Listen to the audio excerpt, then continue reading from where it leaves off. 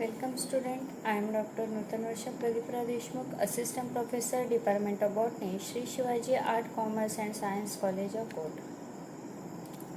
Today we study ecosystem, its definition, structure and function. First, introduction. The system which is formed by community of organisms interacting with their environment is an ecosystem. The study of interrelationship among the living organism, psychochemical process and human activities in ecological communities is the science of an ecosystem. The living and non-living things interact with each other within a particular area and together these things form an ecosystem. The term ecosystem was coined in 1935 by British ecologist A.G. Tansley. Everything in an ecosystem has an important role. Arthur Tansley devised the concept to show the importance of transfers of material between organisms and their environment. The ecosystem is defined as it is a system that is formed by community of organisms interacting with their environment. In previous slide, we got introduced with ecosystem and its definition. Now we will learn about its structure and function according to Smith. Following are the general characteristics of most ecosystems. First, the ecosystem is a major structural and functional unit of ecology.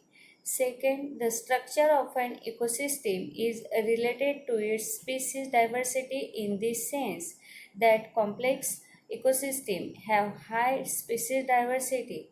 Third, the function of ecosystem is related to energy flow and material cycles within and outside the system.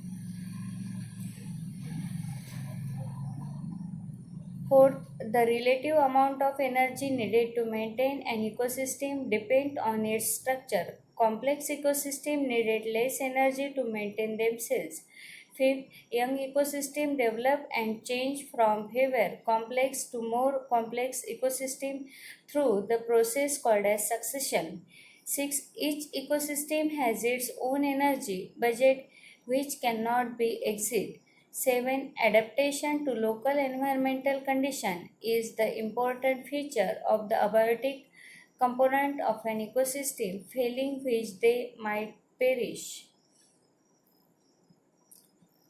Then, the function of every ecosystem involves a series of cycles. For example, water cycle, nitrogen cycle, oxygen cycle, etc. These cycles are driven by energy. A continuation or existence of ecosystem demands exchange of material or nutrients to and from the different components. Then, alternation in the environments represents selective pressures upon the population to which it must adjust. Organisms which are unable to adjust to the changed environment must need vanish. Then, both the environment and the energy fixation in a given ecosystem are limited and cannot be excited without causing serious undesirable effects. Now we will see various types of ecosystem. Ecosystem are broadly divided into natural ecosystem and artificial ecosystem. These two ecosystems are self-regulating open system with a free exchange of input and output with other system. With this figure, we can understand different type of ecosystem and how these will get divided under different heads. First, one is the natural and artificial or man-made. A natural ecosystem get divided into terrestrial and aquatic ecosystem. Terrestrial ecosystem again get divided into forest ecosystem, grassland ecosystem and desert ecosystem, where aquatic ecosystem get further divided into marine and freshwater ecosystem. Freshwater ecosystem again has two types. lotic, and lentic, which cover a rivers, stream, or spring ecosystem, that is lotic, and lake, pond, swamp ecosystem, that is lentic. Now, different components of ecosystem. The following main components of ecosystem: biotic components. Biotic components refers to all life in an ecosystem based on nutrition. Biotic component can be categorized into autotroph, heterotroph, and saprotroph. First, producers. Producers include all autotrophs such as plants. They are called as autotrophs as they can produce food through the process of photosynthesis.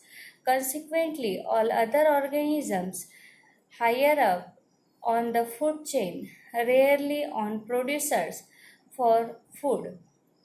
Second, consumers or heterotrophs are organisms that depend on other organisms for food.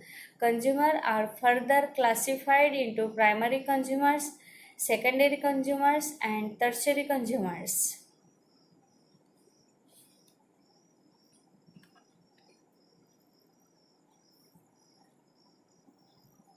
Third, primary consumers are always herbivores that they rarely on producers for food. Fourth, secondary consumers depend on primary consumer for energy. They can either be carnivores or an omnivores. Fifth, tertiary consumer are organisms that depend on secondary consumers for food. Tertiary consumer can also be an omnivores. Quaternary consumers are present in some food chains. These organisms prey on tertiary consumer for energy. Furthermore, they are usually at the top of food chain as they have no neutral predators. Six, decomposers include saprophytes such as fungi and bacteria. They directly throw on the dead and decaying organic matter. Second one, abiotic component. Abiotic components are the non-living components of an ecosystem. It includes air, water, soil, mineral, sunlight, temperature, nutrients, wind, altitude, and turbidity, etc. The function of ecosystem. The function of ecosystem are as follows. First, it regulates the essential ecological process, support life systems, and render the stability. Second, it is also responsible for the cycling of nutrients between biotic and abiotic components. Third, it maintains a balance among the various trophic level in the ecosystem. Fourth, it cycles the mineral through the biosphere. Fifth, the abiotic component help in the synthesis of organic component that involve the exchange of energy. This is all for today. We will see next point in next lecture. Thank you.